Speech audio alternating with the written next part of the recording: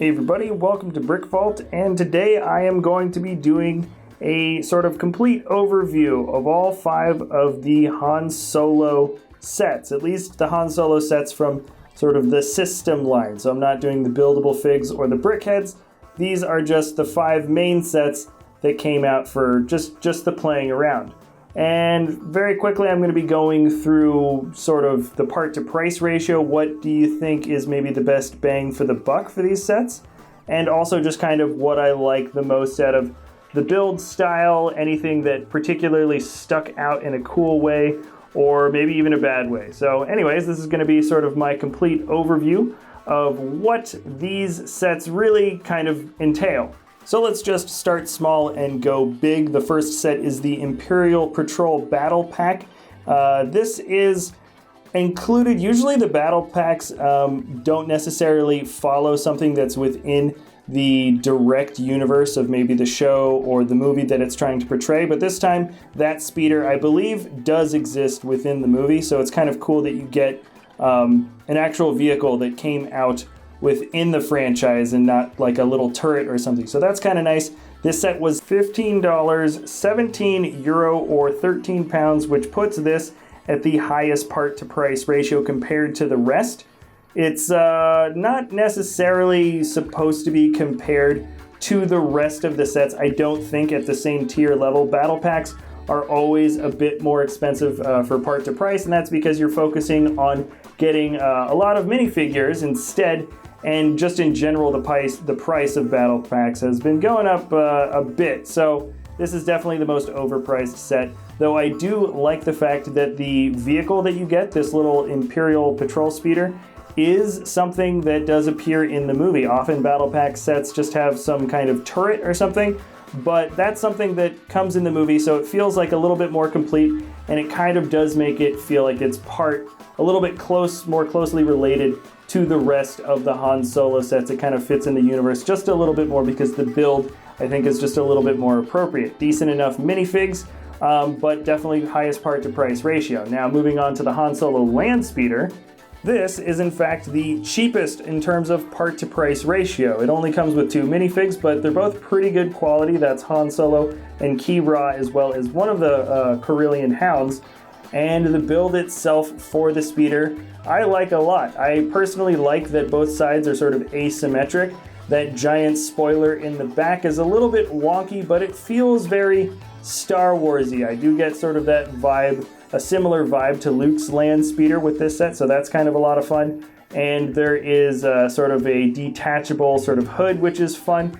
This does kind of give you the sort of hot rod vibe, which is in essence something that always relates back to the Millennium Falcon, being a Corellian freighter that's all kind of souped up but looks a bit ratty.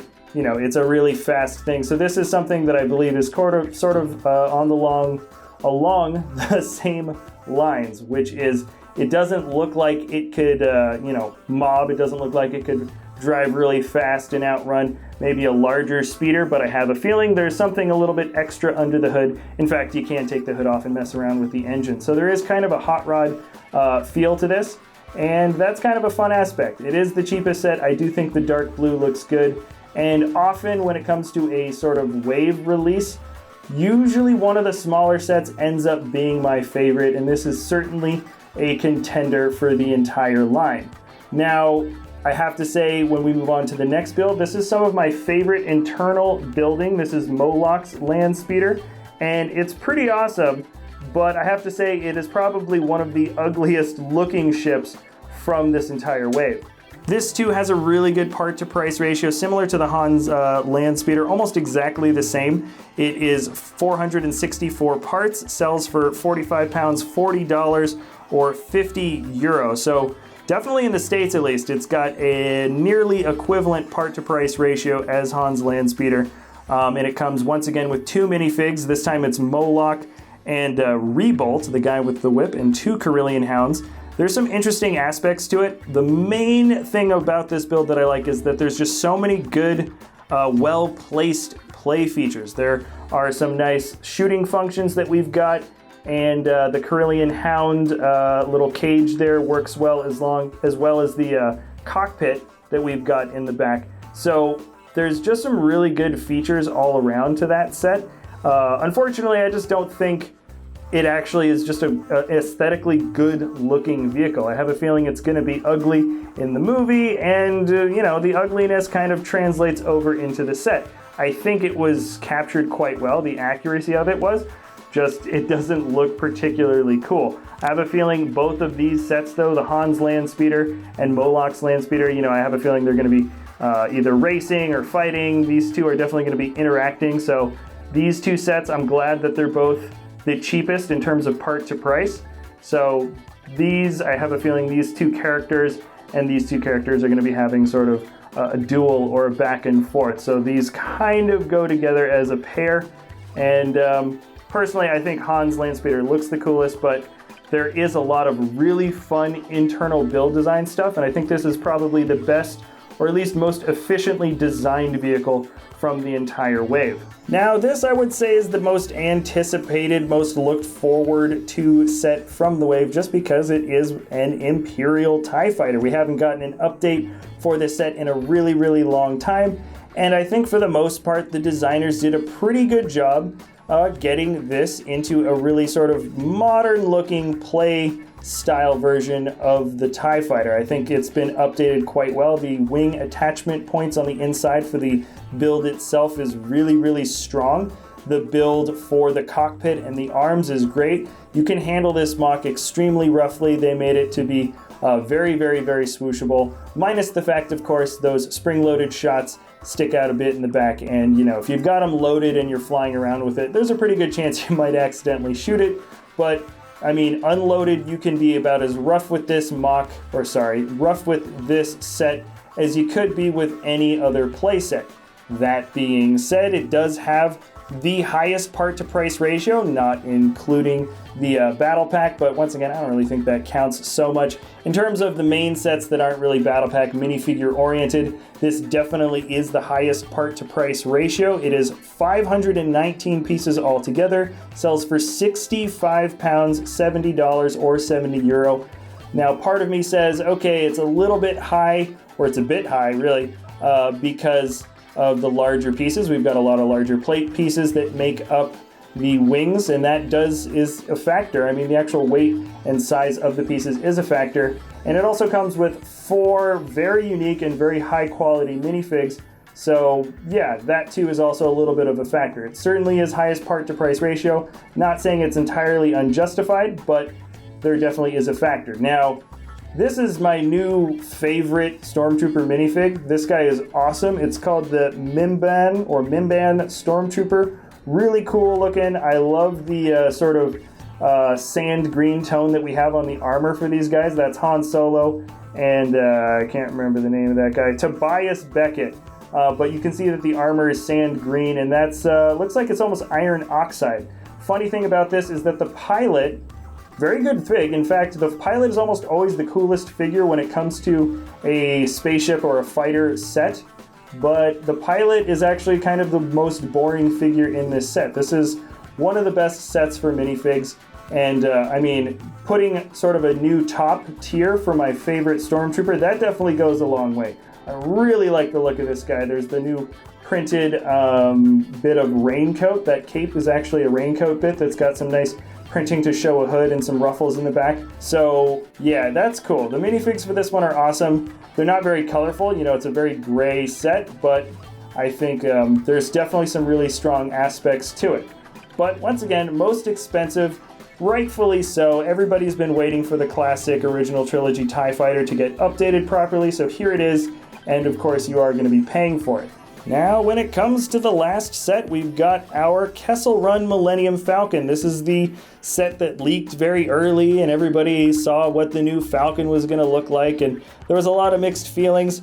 Personally, I'm very much behind the look of the Falcon. I do think that this extra nose, yeah, it's a little bit extra, but they didn't really play around too much with the original body. I mean, it kind of makes sense that the Corellian freighter would have a paint job. All the other Corellian ships are pretty much made in white, the Ghost being a very good example. So yeah, I think this makes sense. Now, when it comes to the build itself, Maybe you guys have seen reviews on this, maybe you haven't. Very, very, very, very, very similar to the 2015 Falcon, and that one was extremely similar to the Falcon before that. So a lot of people are saying if it ain't broke, don't fix it, and I'm inclined to agree with that, though they did make a couple of sort of structural design changes to the Falcon here that I wasn't a big fan of, particularly the back. In fact, you can see how those dishes in the center aren't sloping down the same way. They kind of added a little bit of extra, they added some extra stability, which means you can't open up the back panels all the way like you could in the last one, which personally, I didn't think it was quite as good of an idea. Some people are complaining about the gaps in the set. The gaps are the same as the last Falcon, and I don't remember people complaining about it. The thing is, it's a white ship, so the gaps look darker, and I think some people might not think that that looks quite as good for this sort of pizza shape. Generally, I think the build is pretty solid. It is interesting, though. The nose is longer, but the nose is only longer by 3 studs.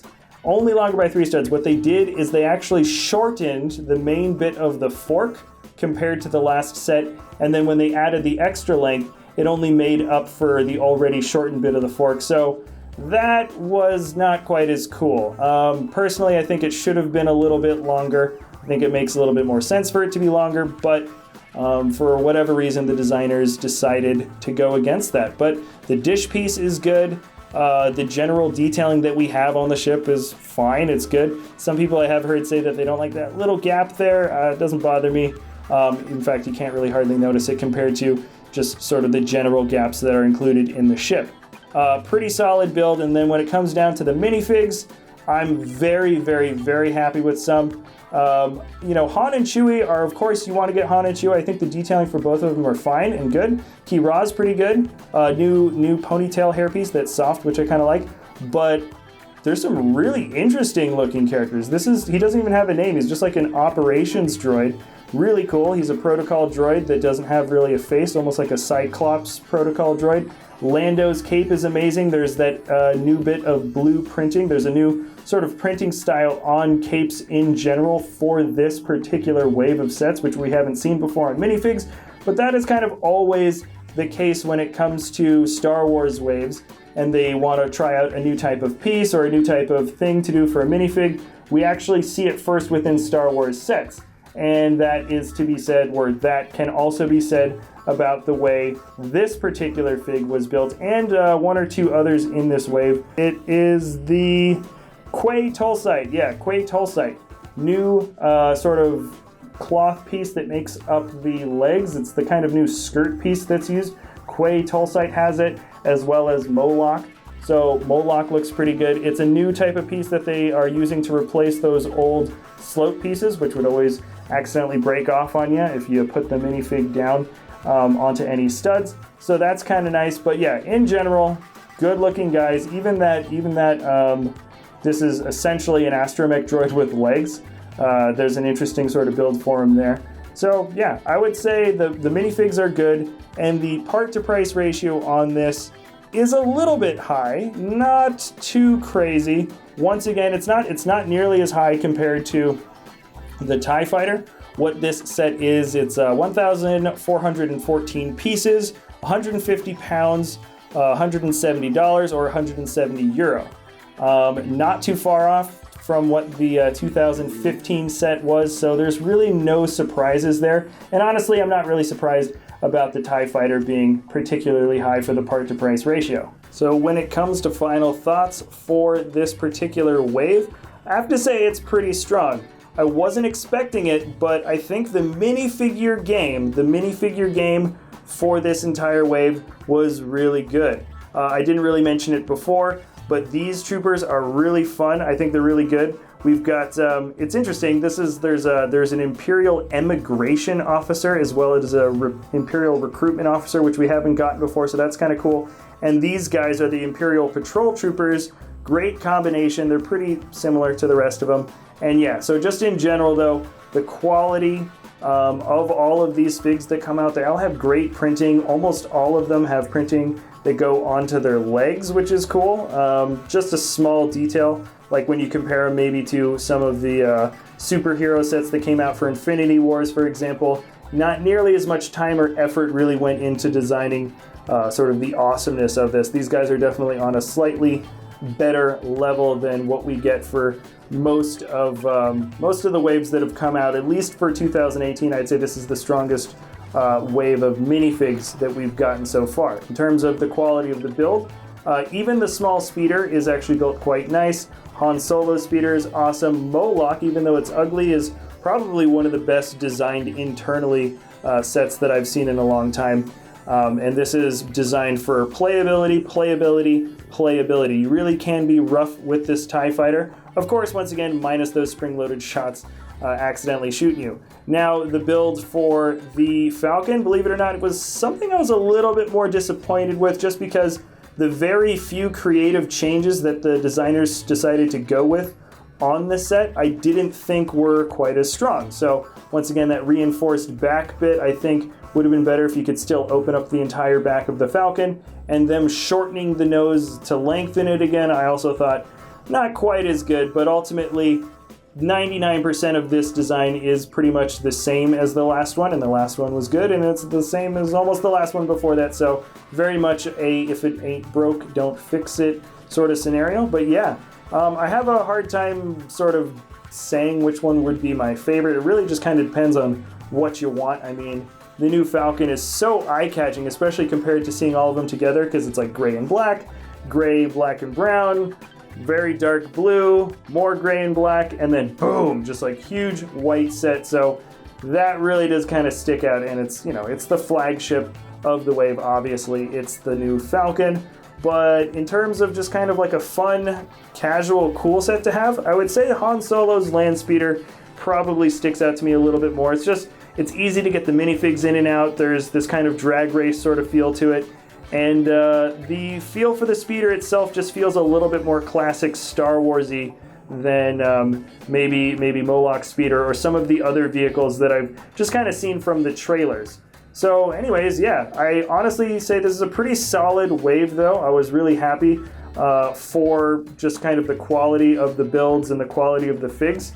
And I was almost feeling like I didn't want to see the Solo movie that much, just based on not being too hyped about the trailers. But after having built all of these sets and gotten a closer look at some of the characters and some of the ships, I'm a bit more hyped now. So yeah, I'd say this is a pretty fun little wave, and look forward to the reviews. We're doing reviews on all of these ships. If you want to learn more about it, I do a comparison, for example, with the original, or not the original, the 2015 Falcon. I do tons of comparisons with the TIE Fighter.